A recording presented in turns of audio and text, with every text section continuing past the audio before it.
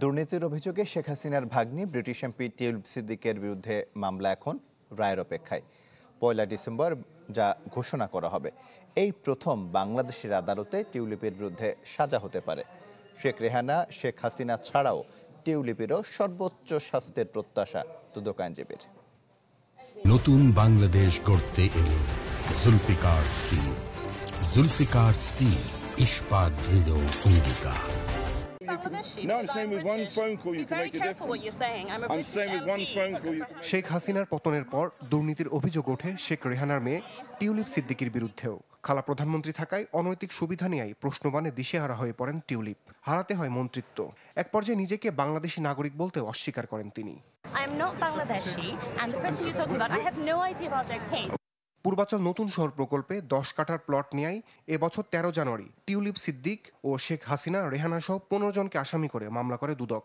মঙ্গলবার যার যুক্তিতর্ক উপস্থাপন শেষে রায়ের দিন ধার্য করেন আদালত। অভিযোগ প্রমাণিত হলে সর্বোচ্চ যাবজ্জীবন সাজা হবে এই ব্রিটিশ এমপির।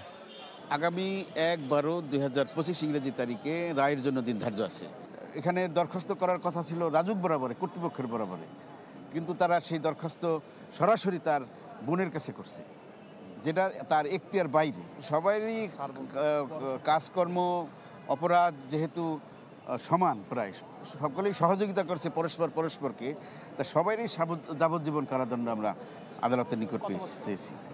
টিউলিপ তার খালা শেখ হাসিনাকে প্রভাবিত করে মা শেখ রেহানা ও ভাই রেজন মুজিব সিদ্দিকির প্লট পেতে সুপারিশ করেন। দুদক বলছে, যার স্বীকারোক্তিমূলক জবানবন্দি দেন 2 আসামি।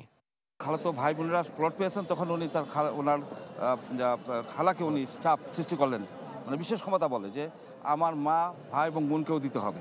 সেই মর্মে আমরা এখানে 2 জন সাক্ষী দিয়েছেন, ফৌজদারি কার্যবিধির 164 ধারায় সাক্ষী দিয়েছেন। তার সেই কথাগুলো এখানে সবিস্তারে বর্ণনা করেছেন।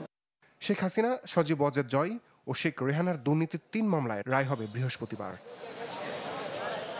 রমেশ হুসাইন, চ্যানেল 24, ঢাকা।